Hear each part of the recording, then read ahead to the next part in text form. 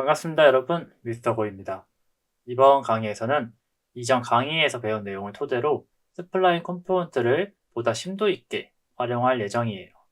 혹여나 이전 영상을 보지 않으신 분들은 필히 시청하고 오시길 바라겠습니다. 강의 시작 전에 이해를 돕기 위해 이번에 만들 블루프린트를 미리 보여드리고 진행하겠습니다. 먼저 왼쪽에 있는 블루프린트는 저희가 이전 강의에서 만들었던 블루프린트이고, 오른쪽에 있는 블루프린트는 이번에 만들어 볼 블루프린트인데요. 각각 A와 B라고 하겠습니다. 둘의 차이점을 보여드리면서 설명드릴게요. A 같은 경우는 스플라인 포인트의 위치에 따라서 메쉬가 늘어나고 있어요. 장점은 제가 정한 위치까지 정확하게 늘어나지만, 단점으로는 UV도 함께 늘어나는 것을 볼 수 있습니다. 때문에 이런 타일링이나 특정 텍스처를 사용하고 있는 에셋의 경우 부적합할 수 있는데요. 물론 에셋의 길이만큼 이렇게 끊어서 확대해서 배치해도 되겠지만, 배치해야 하는 거리가 길어질수록 시간도 오래 걸리고 수정하기도 쉽지 않습니다. 다음으로 이번에 만들어 볼 블루프린트 같은 경우는 포인트를 늘려줌에 따라서 에셋이 생성되는 것을 볼 수 있는데요. 그렇기 때문에 메쉬의 UV가 비정상적으로 늘어나거나 줄어들지 않습니다. 또한 이번 강의부터 이 블루프린트를 활용해서 계속해서 발전시킬 예정이니, 이번 강의가 다소 어렵게 느껴질 수도 있지만 차근차근 잘 따라오시면 되겠습니다. 제가 최대한 이해하기 쉽게 설명해 드릴 거예요. 이번에도 강의에서 사용할 에셋을 퀵셀 브릿지에서 받아주겠습니다. 홈의 3D 에셋, 빌딩 부분을 보면 이런 식으로 에셋들이 보이게 될 텐데요. 저는 이번에 이 모듈러 스톤 월, 이 에셋을 사용해 주겠습니다. 모듈러는 지금 보시는 사진처럼 몇몇의 부품을 조립하여 만들 수 있는 것들을 말하는데요. 마인크래프트나 레고에서 보셨던 것처럼 조립할 수 있는 형식으로 에셋을 제공하고, 창작자가 원하는 형식으로 제작할 수 있게 제공해주는 에셋들을 모듈러라고 합니다. 저희도 이 모듈러를 활용해서 강의를 진행할 거예요. 퀄리티는 미디엄 정도로 받아주겠습니다. 해당 에셋 중에서 가장 넓은 이 에셋을 활용할 거고요. 에셋을 레벨에 배치하겠습니다. 이렇게 에셋은 준비가 되었고요. 몇 가지 개념만 잡고 진행할게요. 이전 스플라인 같은 경우는 에셋을 일정 지점까지 인위적으로 늘려서 배치를 했다면, 이번에는 에셋을 늘리지 않고 공간이 확보되면 에셋을 하나 더 배치하는 식으로 만들어 볼 거예요. 여기서 중요한 점은 충분한 공간이 생기면 에셋이 배치되게 해줄 겁니다. 그렇다면 이 스플라인의 총 길이와 여기 사이에 배치된 에셋의 길이도 알아야겠죠? 가장 먼저 에셋의 크기를 확인해 보겠습니다. 해당 에셋의 크기를 확인할 수 있는 가장 간단한 방법은 콘텐츠 브라우저에서 해당 에셋에 마우스를 올려볼게요. 그럼 이곳에 어프로시 사이즈가 있을 겁니다. 여기에 X, Y, Z 순으로 에셋의 크기가 써 있어요. 어프로시는 어프로시메이트의 약어로 대략적인, 근사치인, 이런 뜻을 가지고 있습니다. 즉 해당 에셋의 대략적인 크기를 알려주고 있는데요. 이 에셋 같은 경우는 250, 40, 111 정도의 크기를 가지고 있습니다. 더블 클릭해서 한번 보면은 이쪽에서도 동일하게 크기 근사치라고 써 있으면서 250, 40, 111로 되어 있습니다. 물론 이것은 엔진에서 임의적으로 측정해서 이렇게 써 있는 거고요. 또한 박스 형식으로 정갈하게 되어 있어서 금세 사이즈를 확인할 수 있는데, 그렇지 않은 에셋의 경우 사이즈를 직접 확인해 줘야 됩니다. 저희 뷰를 바꿔서 해당 에셋의 크기를 확인해 보겠습니다. 강의 초반에 알려드렸었는데, 마우스 휠 버튼을 누른 상태에서 이렇게 움직이게 되면은 해당 에셋의 크기를 확인할 수 있습니다. 여기서도 250, 즉 250cm로 되어 있죠. 그리고 Y축도 확인할 수 있고요. 이런 식으로 높이도 확인할 수 있습니다. 일단 이 에셋 같은 경우는 S축의 크기가 250이라는 것을 확인했고요. 이제는 블루프린트에서 스플라인의 길이에 따라서 에셋을 배치하게 해줄 거예요. 예를 들어서 스플라인의 길이가 300이라고 했을 때 에셋을 한 개만 배치할 수 있고, 스플라인의 길이가 500이라고 했을 때 SS 2개 배치할 수 있게 만들 겁니다. 콘텐츠 브라우저 스플라인 폴더에서 블루프린트 클래스를 한 개 더 만들어줄게요. 벡터로 만들어주고요. 이름은 bp 언더바 calculated spline으로 만들어주겠습니다. 가장 먼저 스플라인 컴포넌트를 추가해주고요. 동일하게 컨스트럭션 스크립트에서 진행하겠습니다. 스플라인의 길이에 따라서 SS에 배치할 거니까 가장 먼저 스플라인의 길이를 구해야겠죠? 스플라인을 끌어와서 getSpline length 노드를 배치해 주겠습니다. 이 노드의 설명을 보면 이 스플라인 상의 총 길이를 반환합니다 라고 되어 있어요. 말 그대로 이 스플라인의 길이 정보를 가져오는 겁니다. 다음으로는 메쉬의 길이를 알려줘야지 나눌 수 있겠죠? 근데 저희는 특정 메쉬만 사용할 게 아니라 다양한 크기의 메쉬를 사용할 거기 때문에 변수로 만들어 줄게요. 변수에서 플로트 변수를 하나 만들어준 다음에 이름을 메쉬 길이라고 해주겠습니다.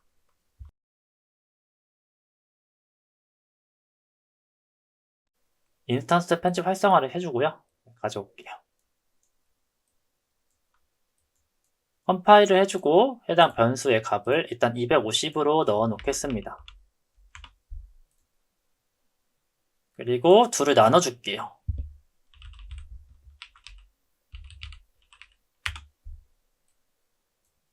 그럼 이렇게 해주면 스플라인의 길이가 250일 때 1이 나오게 되고 스플라인의 길이가 500일 때 2라는 값이 나올 거예요.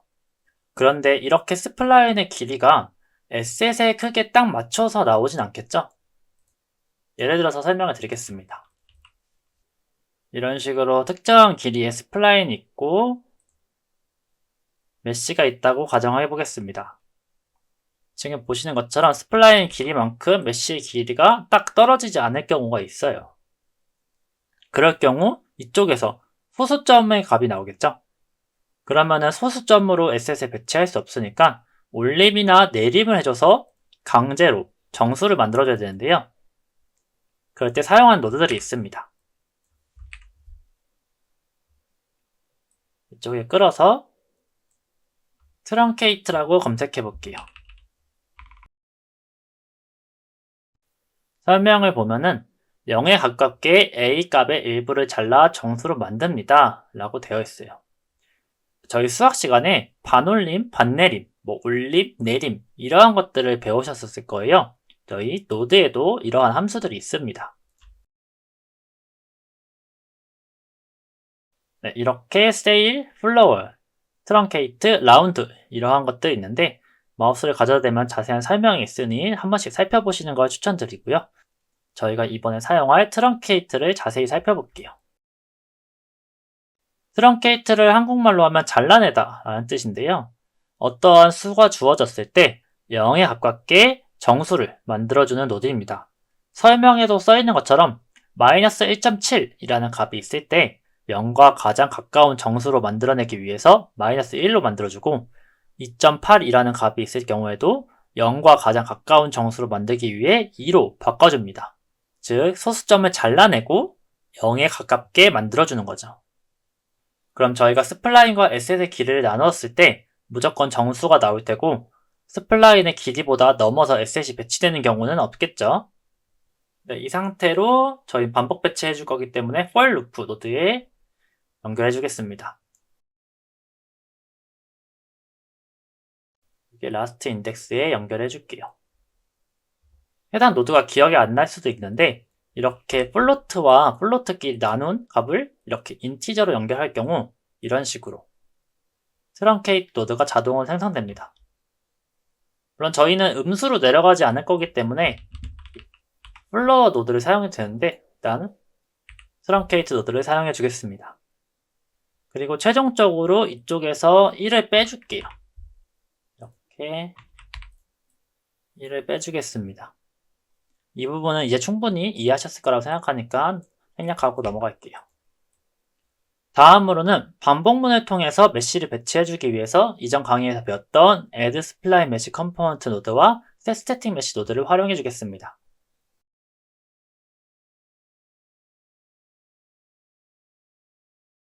그리고 new mesh를 변수를 만들어서 동일하게 밖에서도 mesh를 변경할 수 있게 해주고요. 또한 이전에 배웠던 set start and end 노드를 통해서 mesh끼리 이어줄 거예요. 이렇게 연결해 주겠습니다.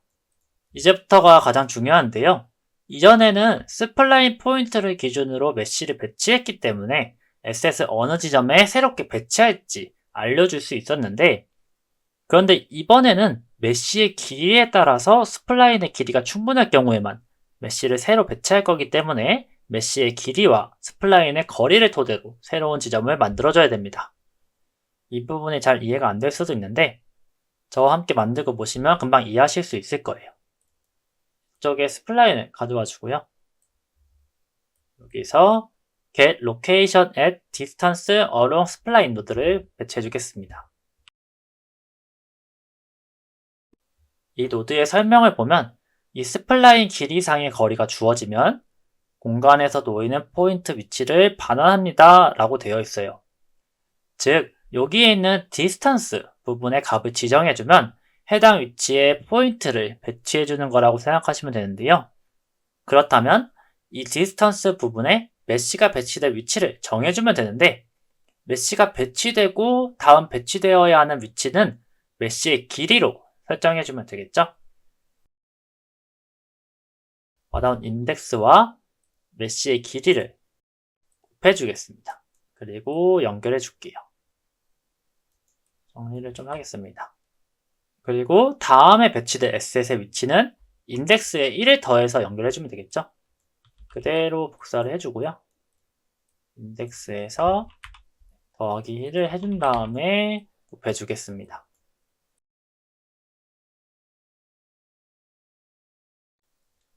다음으로 노드를 연결해 줄 건데 지금 보시는 것처럼 포인트만 있고 탄젠트는 없어요. 그래서 저희 탄젠트도 하나 더 만들어 줄게요.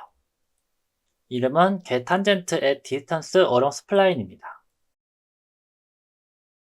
얘도 똑같이 배치를 해주고 디스턴스도 연결해 준 다음에 아래에도 동일하게 배치를 해줄게요.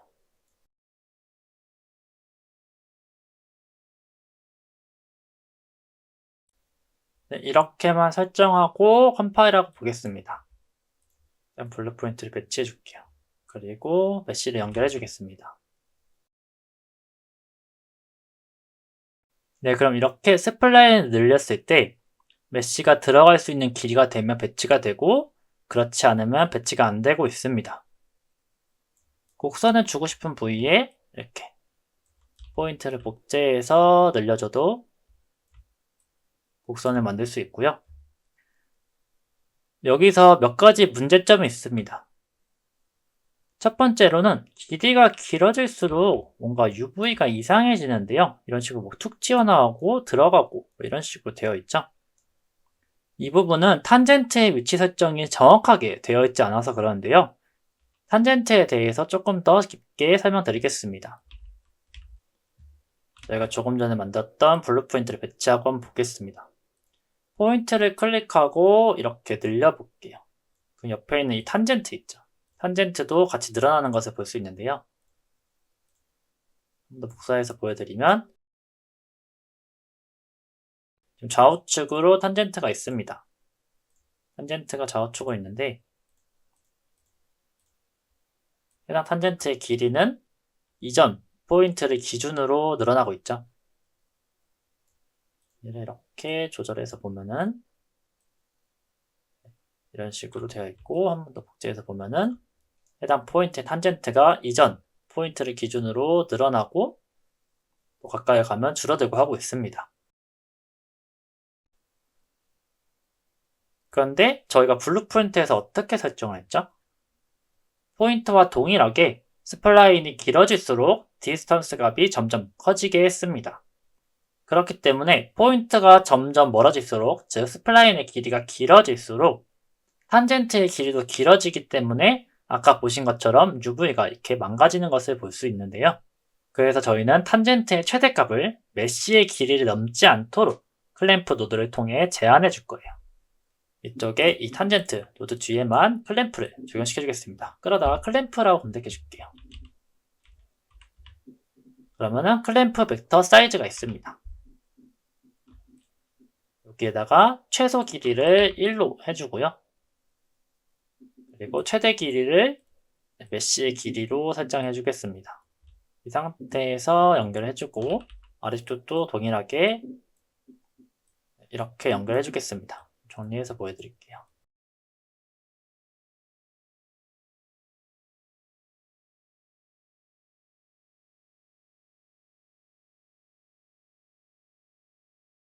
그럼 아까처럼 탄젠트로 인해서 일그러지는 경우를 방지할 수 있어요.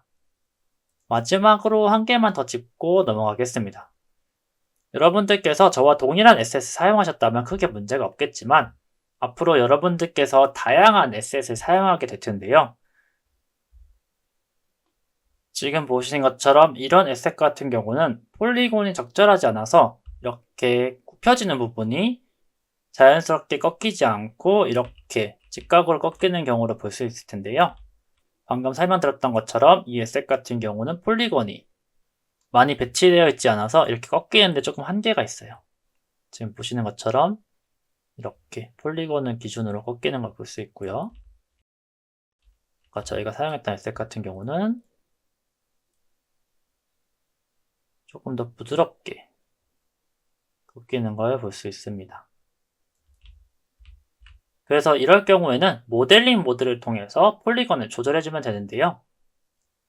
이번에도 얼리어렌지된 강력한 모델링 모드 기능을 활용해 보겠습니다.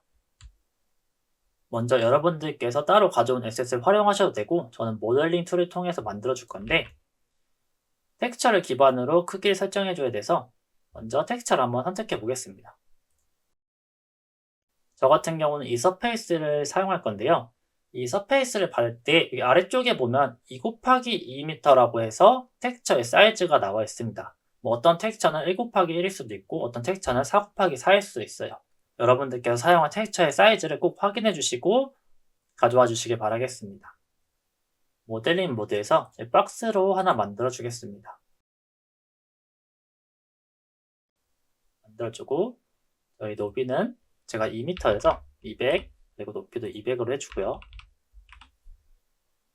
깊이 같은 경우는 40 정도가 적당한 것 같아요. 이건 취향에 따라 해주시면 되고요.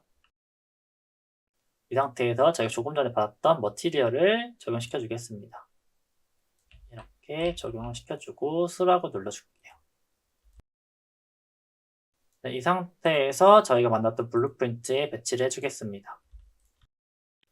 그러면은 저희가 이전에 배웠었던 XY 지축을 좀 설정을 해줘야 되는데 일단은 모델링 모드를 통해서 설정해 줄게요. X폼에서 에딧 피벗을 통해서 90도만 돌려주겠습니다. 그럼 이렇게 될 거고요. 아까 저희가 우려했던 부분이 폴리곤을 조절해줘야 되는 부분이겠죠? 다시 한 번 더 해당 에셋을 클릭을 해주고요. 해당 에셋의 모델링 모드를 통해서 변경하기 전에 항상 복제를 해주고 진행해주세요. 저 같은 경우는 복제해주고 이전 에셋을 안 쓸 건데 항상 습관을 들이시길 바라겠습니다. 컨트롤 D를 눌러서 복제를 해주고요. SM 언더바 월 리베시로 설정해 주겠습니다. 해당 SS로 다시 배치를 해주고요. 그리고 모델링 모드에서 폴리곤을 조정해 줄 건데 여러 가지 방법으로 폴리곤을 늘릴 수 있는데요. 여러분들께서 필요하신 방법을 선택해서 사용하시면 되겠습니다. 첫 번째로는 메쉬의 리메쉬 이 리메쉬를 통해서 메쉬 폴리곤을 조절해 줄 건데요. 이렇게 클릭만 해도 벌써부터 이런 식으로 메쉬가 촘촘하게 배치가 된 것을 볼 수 있습니다. 가장 상단에 타깃 트라이앵글을 통해서 트라이앵글 수를 늘려줄 수 있고요. 다른 다양한 값들을 통해서도 변경할 수 있는데 일단 트라이앵글 수를 한 5000개 정도, 기본값인 5000개 정도로 적용을 해줄게요. 그럼 지금 보시는 것처럼 이런 식으로 적용이 된 것을 볼 수 있고요. 얘를 이쪽에 적용을 해주겠습니다.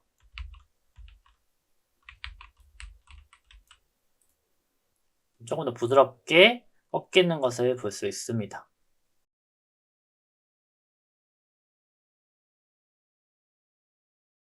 일단 이 반복 같은 경우는 에셋을 Z축으로 크게 움직일 경우 리메쉬를 통해서 폴리곤을 조절해주면 되는데요. 그런데 만약에 여러분들께서 단순히 Z축이 아니라 X나 Y축으로만 조절할 셋이라면 오히려 이렇게 많은 폴리건은 퍼포먼스에 무리가 가기 때문에 적합하지 않습니다. 그래서 단순하게 폴리건을 나눠주는 방법이 있는데요. 그 방법을 알려드리겠습니다. 다시 한 번 더 원본 스태틱 메시를 복제해주고요. 이번에는 SM 언더바 월 에딧 폴리 그룹으로 해주겠습니다. 해당 에셋에 배치해주고 모델링 모드로 보겠습니다. 이번에는 모델에서 폴리 그룹 에딧을 클릭해 줄게요. 이 폴리 그룹에는 다양한 기능을 통해서 에셋의 폴리곤을 편집할 수 있는데요. 저희는 이번에 쉐이프 편집 부분에서 Insert Edit Loop 이 기능을 사용해 줄 거예요. 그 옆을 보면은 Insert Edit이 있는데 여러 개의 엣지를 넣을 때는 Insert Edit Loop를 사용하면 좀 더 편리합니다. 클릭해서 한번 보겠습니다. 테두리에 마우스를 올려보면 이런 식으로 초록색 선이 생기는 걸 볼 수 있어요. 면에 말고 테두리에 올려야 됩니다. 선이 생기는 걸 볼 수 있는데 이 초록색 선 모양대로 폴리곤은 잘라서 나누어 주는데요. 저희는 한 번만 자를 게 아니라 여러 번 나눌 거기 때문에 엣지 루프 삽입 부분에 위치 모드를 2분으로 바꿔주겠습니다. 그럼 아래에 루프 수라고 옵션이 생기면서 몇 번을 반복해서 자를 건지 변경할 수 있는데요. 예를 들어서 5를 넣으면 이렇게 균등하게 5개의 선이 생기는 걸 볼 수 있고요. 이대로 자르면 메쉬가 6개로 나눠질 거예요. 저는 조금 더 촘촘하게 하기 위해서 루프 수를 19로 나눠주겠습니다. 마우스를 모서리에 가져다 대고 한번 클릭을 해줄게요. 지금 보시는 것처럼 20칸으로 나눠지게 되었죠? 이 상태에서 수락을 눌러주겠습니다. 와이어프레임 보면 이런 식으로 메쉬가 수직으로 나눠진 것을 볼 수 있고요. 이 에셋을 이쪽에 적용시켜 줄게요.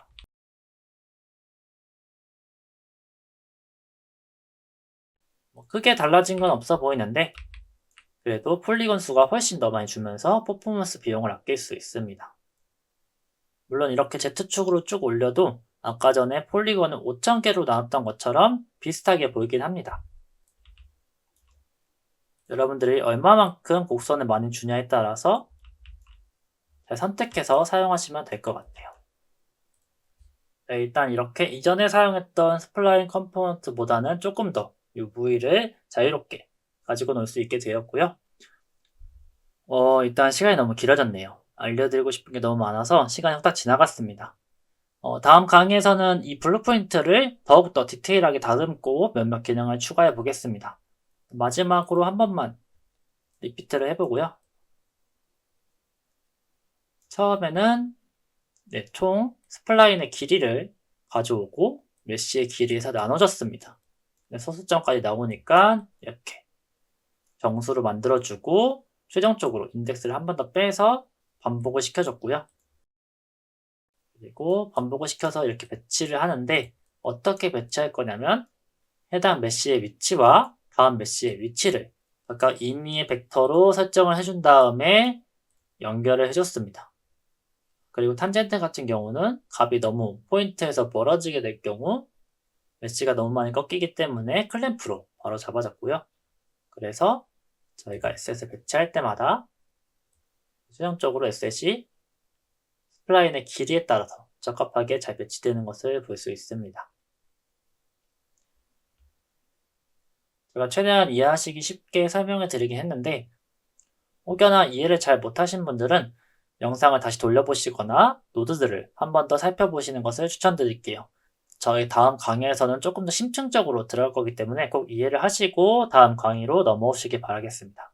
그럼 조금 쉬었다가 다음 강의에서 뵐게요.